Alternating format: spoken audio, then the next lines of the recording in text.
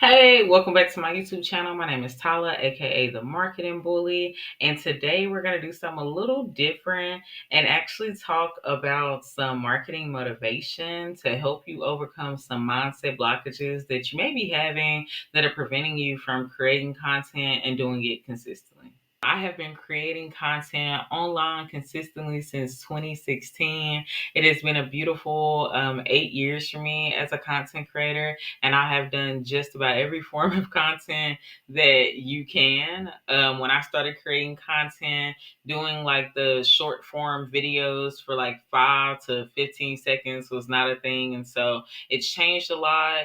And so have what a lot of people will call the requirements for creating content. And so I'm going to dive in with you on how I stay motivated, and things that you can do to kind of shift your mindset, and things that I want you to understand about being a content creator long term so that you are not over stressing yourself about this or taking yourself too seriously. All right, so the first thing I want you to understand is that you don't have to follow every trend on every platform in order to have a successful content creation career. It's actually okay to stay in your own lane, carve out your own path, and do things your own way.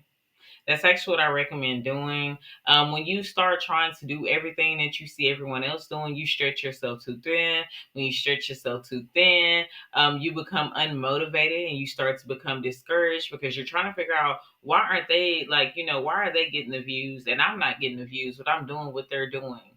Because that's not what you're supposed to be doing. Clearly, if it was, then you'd be getting the views. But more importantly, you always want to keep in mind what your goals are when you're creating content.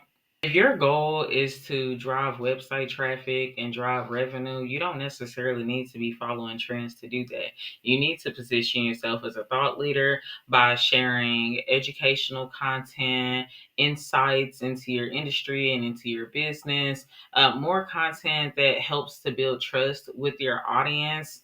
And you can use trending sounds. And if you want to do trends, you can, but you need to find a way to apply them to your business. Your next customer is not waiting on you to do the next TikTok dance. Your next customer is waiting on you to educate them and tell them why they should be buying from you and why they should care about what you're selling. Okay. You don't have to be online dancing and doing backflips and doing all these outrageous things that you see other people doing.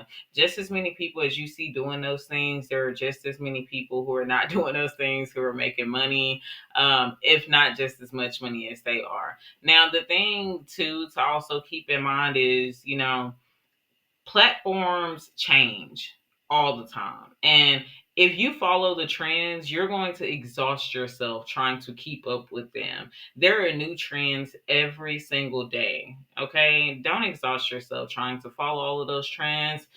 Pour your energy into really carving out a lane for yourself, creating like your own cadence of content and specific things that your audience can look forward to, like motivational Mondays and newsletters on Wednesdays, set flash sales every Friday or something. Figure out what it is specifically that's going to be your thing. Are you going to have a restock once a month? Are you going to spend the entire month building up anticipation for that restock with your content, giving behind the scenes content, packaging videos, sharing customer testimonials and before and afters and results, sharing exciting updates and doing a countdown, going live, whatever it is, figure it out, carve out a lane for you and do what works for you. I really recommend, tuning out the noise. Okay. When I'm online, I'm not online trying to scroll all day looking at what other people are doing. I carve out a set amount of time to do content research to see what others are doing. But the rest of my time I spend creating my content, planning my content, and focusing on what I want to do and focusing on what my audience specifically has asked me for. By you taking in so much content that others are doing, I feel like you really water down your own creativity before you really give it a chance to fully blossom. Lean into the ideas that you have, get a ring light and a good quality camera on your phone, and just start making your content. If being on video is not your thing, then learn how to make faceless video content in place of that with voiceovers. If you don't want to do voiceovers, hire someone to do voiceovers for you. There are so many ways to get it done. You could blog and focus on SEO. You could run ads. to landing pages. You can host webinars and virtual workshops. Whatever type of content it is, you need to figure out what specifically you're going to be able to commit to, whether it's a podcast that you're not visually on like this, or whether you decide you want to post YouTube videos and go all in, post new videos every single week. Whatever it is, you need to figure out what it is, and it might take you some time to actually figure it out. So don't beat yourself up in the process of trying to figure it out. Give yourself grace and give yourself room to make mistakes. Don't be so judgmental over you and your content. More so, look at the data and just pay attention to what the data is telling you. If the data is telling you that people aren't watching your short form videos on places like TikTok and Instagram for longer than 1 second, then the data is telling you that the hook sucks and you need a new hook. If people are getting through your video but they're not taking the action, then the data is telling you that your call to action sucks, or your content is being shown to the wrong audience, or you're just not creating content for the audience that you have just so happened to attract.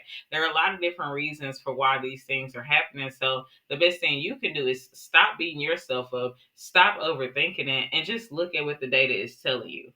Something else too that I have to reiterate: the data cannot tell you anything if you don't publish anything. You need to stop overthinking it. You're overthinking everything. You're overthinking recording the videos. You're overthinking the lighting. You're overthinking the script. You're overthinking the thumbnail. You're overthinking the Instagram graphic. 9 times out of 10, the content that you sit there and overthink does not do the numbers that you want it to do. It's the content that you do on a whim. It's the content that you do when you feel it deep within, right? You can still plan your content out, but you don't have to over plan your content. Plan your content out enough for you to get it done. Instead of writing out a whole script, do some bullet points. Instead of spending all day designing thumbnails and cover photos, templatize it. You should templatize it anyway so that it's all branded, right? So that it makes it easier for you. It's all aesthetic and it's all in line with what your branding is.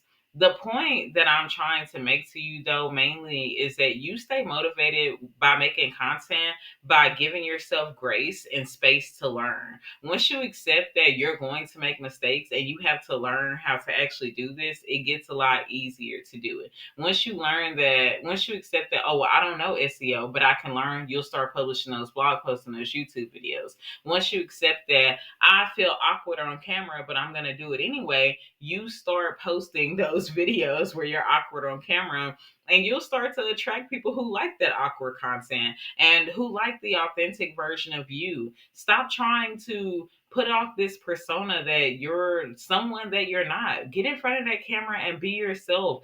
Get behind your keyboard and type up a blog post in your voice. Don't let AI and ChatGPT do it for you. And if you do decide to use those tools, make sure that you write your own content and then just ask it to edit or enhance it for you without changing your tone and your voice and your delivery.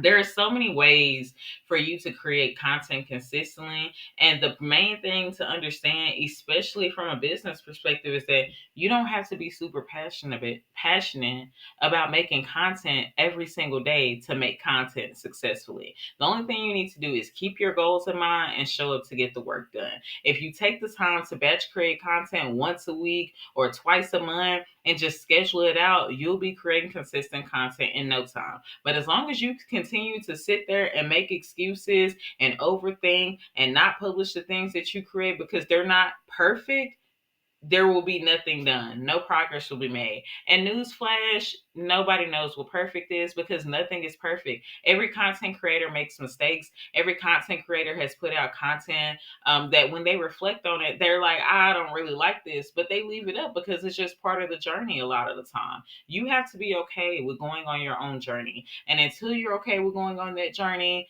nobody can help you with anything. Nothing I said in this video will matter. No motivational YouTube video will help you. No motivational blog posts, no seminars, no webinars, no ebooks, no courses, nothing. Until you are ready to accept that you are on a journey to learn and that you're going to make mistakes and that it is okay. And as you make mistakes and you learn and you grow, your content gets better and the sales get better and the audience is more attracted to your content, then you will grow. Then you will start to see results. Stop striving for perfection. Strive for done. All right. That was a bar. I know it was a bar, right? And I'm going to leave you with that bar. I want to start seeing your content and I want to see the content that you've been inspired to make after watching this video. I'm going all in on all of my content as I always have for the last 8 years. And sometimes I'm putting out more content and sometimes I'm putting out less. But as long as you keep a consistent content calendar and you're publishing content and scheduling it and planning it every single week, you will build a arsenal, a full content library that showcases your expertise and builds you up as a thought leader within your industry so that it is easy to sell what you're offering. All right. Now, if you have any questions, make sure you drop a comment down below. If you want educational examples about how to create content, how to use Canva to design certain things, how to grow your email list and build out a newsletter, how to set up a welcome funnel, make sure you like this video, subscribe to my channel, turn on that notification bell, and go check out the rest of my videos because I'll publish content on all of those things too.